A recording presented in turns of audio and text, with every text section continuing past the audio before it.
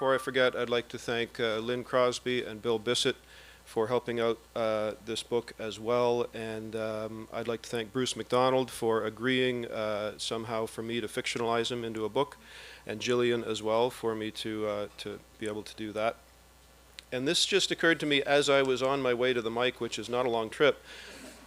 But if you could indulge me for a minute, I know most of you probably don't know who Ken Carter was. Could we just have a round of applause for Ken Carter?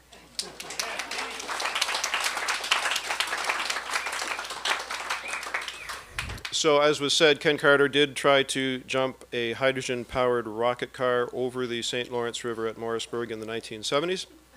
And this book takes that factual information and turns it into a novel in the form of hip-hop lyrics and historical fiction and a whole lot of other stuff, poetry and narrative. And it combines that with Bruce Mcdonald, the renowned film director, showing up in 1999 to make a feature film about that event, and then hiring Gillian to do the storyboards for that film. So none of that really ever happened as far as I know, but it happens here. And I made the mistake of trying to memorize this stuff that I'm going to read to you, and I also brought these papers in case that doesn't work, and I probably shouldn't have told you that, but it's too late now. No, never mind. So this is Bruce Mcdonald showing up at a bar and talking to the bartender about this woman that he suspects does not love him anymore. And he couldn't be more right. Give me a Jack and Dry on ice again. You know, the shit of it is, I love her. Yeah. Well, all women want to hear that they're loved. I'm well aware of that. But that does not mean that they want to hear it from me. There's too many that's in that line. It'd be hard for an actor to get a line like that out without tripping up along the way.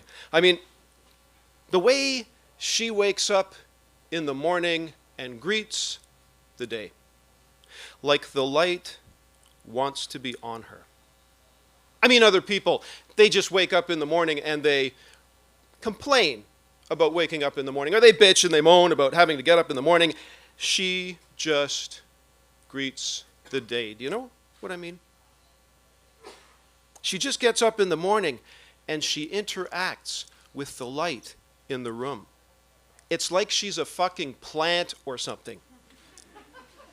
She's like someone who belongs on this planet. Do you know what I mean?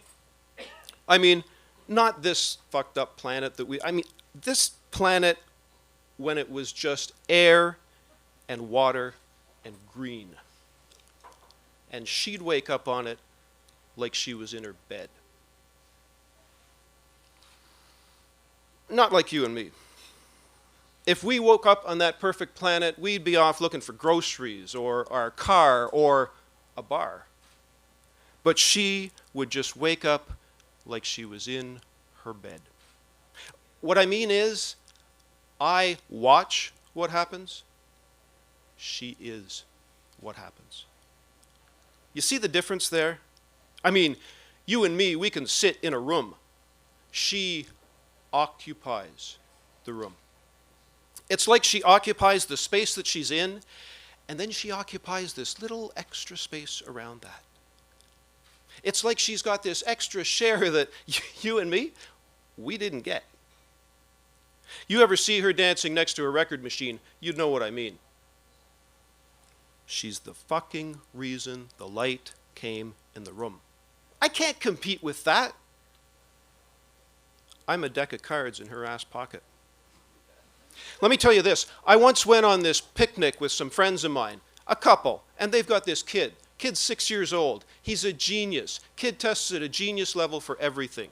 We take the car out to the beach. The kid and I, we get out of the car. We take our shoes off. We walk across the sand. We're looking out at the ocean. All this water. The kid's never seen the ocean before in his life.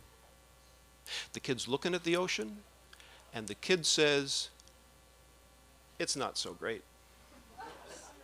Fucking genius. The kid's never seen the ocean before. He sees it clear the first time. You know what? I've been looking at the ocean all my life, and you know what? It's not that great. I just put my fucking shoes on and went back to the car.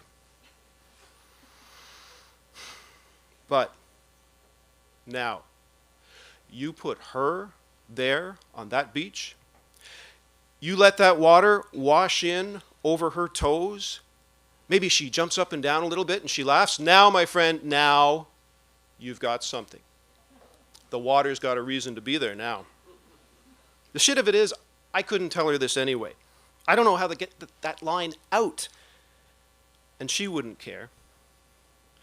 You are the reason the light came in the room. It's a crap line.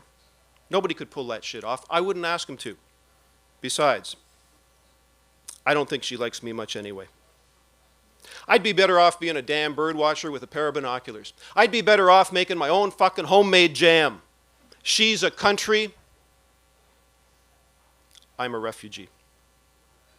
She's the triple threat. She writes, she draws, she takes pictures, she's beautiful. That's 4. Well, I mean, there's just so much going on there, you know. She just does these simple things in a really simple way. She stays up late in the motel and she takes these little pieces of paper off the motel memo pad and she writes these poems on them. And they're really good. I mean, they're terrific. I've always admired that about writers, you know? That ability to take something and make it like it's really real, like it's really happening right now. But it's all just in your head.